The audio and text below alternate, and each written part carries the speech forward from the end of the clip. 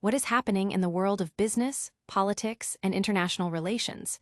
We've got the latest updates that you need to know. Get ready for a rapid-fire rundown that'll blow your mind, and stick around because we're diving deep into the stories that matter most.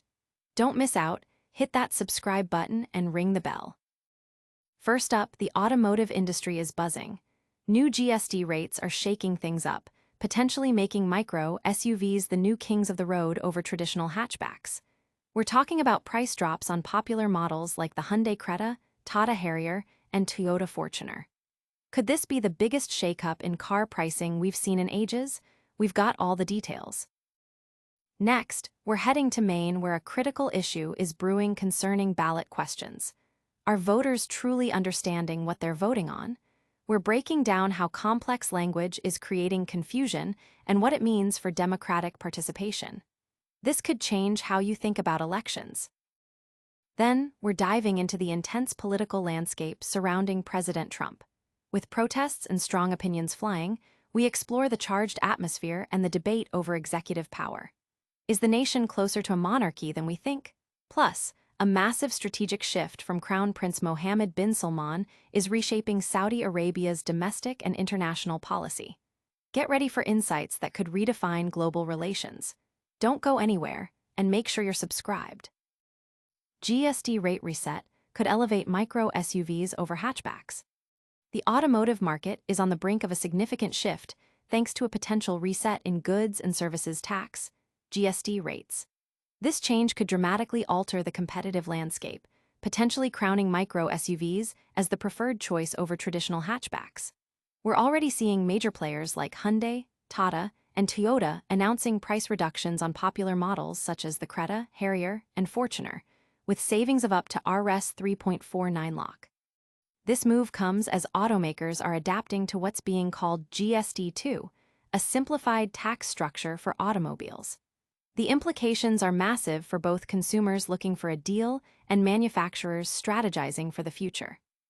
This development is particularly significant as it follows recent discussions and potential adjustments to the GST on vehicles. The goal appears to be streamlining the tax process and making vehicles more accessible. Industry analysts are closely watching to see if this price drop translates into a surge in sales for these specific models and segments. And if you thought car prices were the only thing changing, buckle up. We've got a story about political discourse that's making waves. Next, we're heading to Maine to uncover why their ballot questions are anything but simple. Maine's ballot questions, a graduate-level reading challenge. Maine's commitment to voter accessibility is facing a serious challenge, with ballot questions consistently written at a reading level far exceeding that of the average citizen. Despite a 2019 legislative act aimed at simplifying these crucial documents, recent data reveals an alarming trend. Flesch-Kincaid grade-level scores averaging 18 in 2023 and a staggering 21 in 2024. This means voters are essentially being asked to comprehend text at a graduate student's level, a significant barrier for a population where just over a third hold a bachelor's degree or higher. The core issue lies in the disconnect between the intent of ballot questions to provide an unfiltered voice for the people and the complex legalistic language often employed. This complexity can lead to voter disengagement, incomplete ballots, and outcomes that may not truly reflect the electorate's will, as indicated by research suggesting that difficult-to-read questions deter participation. While precision is necessary, the current approach sacrifices clarity, potentially turning a fundamental right into a privilege for those with advanced education or ample time for research. Public reaction highlights a growing frustration with this accessibility gap. Many argue that the state government's goal of reflecting voter desires is undermined when the very instruments of democratic expression are rendered unintelligible. Calls are increasing for clearer language, definitions, or explanations tailored to a more common reading level, ensuring that informed voting remains a right, not a luxury. But political complexity isn't just on the ballot. It's shaping the national conversation too. We're turning the spotlight to the charged political climate surrounding President Trump. The crown without a crown, navigating Trump's polarizing presidency. 6 months into what's described as President Trump's second term, the nation remains deeply divided, with his name consistently igniting passionate opinions across the spectrum.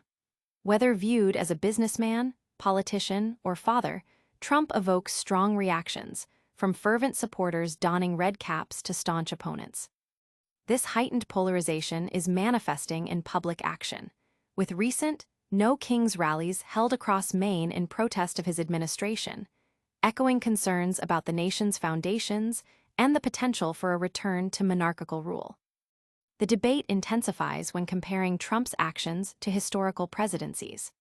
While critics point to his 143 executive orders in his first 100 days as a sign of overreach, others draw parallels to figures like Franklin D. Roosevelt, who served 4 terms, or Andrew Jackson, whose presidency was marked by similar controversies. The argument is made that the threat of monarchy might be exaggerated for political gain, especially since, as some note, tyrants typically do not win the popular vote. However, the narrative of a tyrant is also being scrutinized, with the focus shifting to the broader, convoluted nature of the current political landscape, where extremism and division seem to be the norm. Public sentiment is clearly divided, with rallies and protests highlighting deep-seated grievances. The prevailing mood suggests a nation grappling with political extremism, where minor disagreements escalate into wider divides.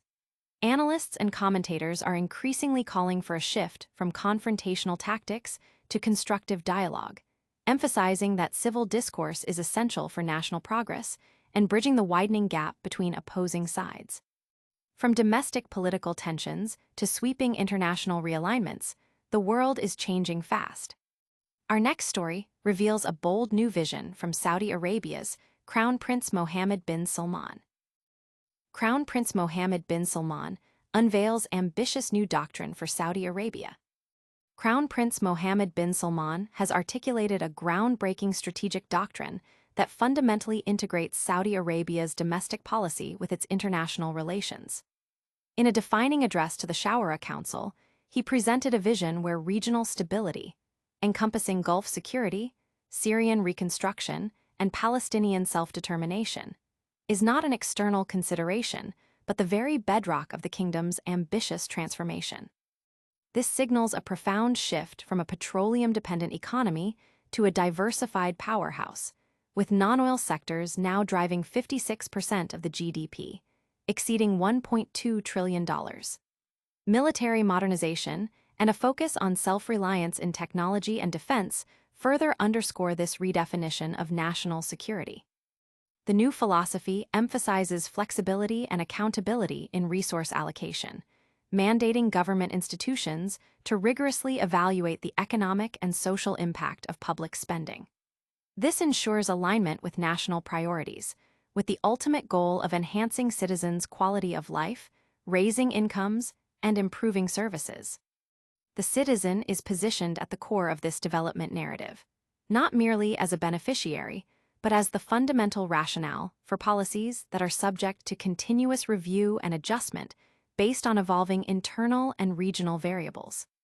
This integrated approach is already demonstrating its impact. Saudi Arabia's firm support for Qatar amidst regional tensions, pledging to stand fully with Qatar in all the measures it takes, highlights how regional security is now intrinsically linked to domestic planning. Furthermore, the kingdom's active role in advocating for Syrian unity and reconstruction, and its leadership in building international consensus on Palestinian rights, positions Saudi Arabia as a responsible stakeholder committed to Middle Eastern peace and global security. This holistic strategy aims to mitigate conflict spillover and stabilize the region, aligning with international interests and presenting credible partnership opportunities for economic cooperation, security coordination, and political dialogue. Western leaders are urged to recognize this substantive policy evolution and actively participate in these peace-building efforts. These global shifts are immense, but we're not done yet. Make sure you're subscribed so you don't miss a single update. And that's a wrap on today's top stories. We saw how new GST rates could shake up the car market, making micro SUVs the next big thing. Then, we uncovered the surprising complexity of Maine's ballot questions, raising concerns about voter understanding. We also explored the charged political climate surrounding President Trump and the ongoing debate about executive power.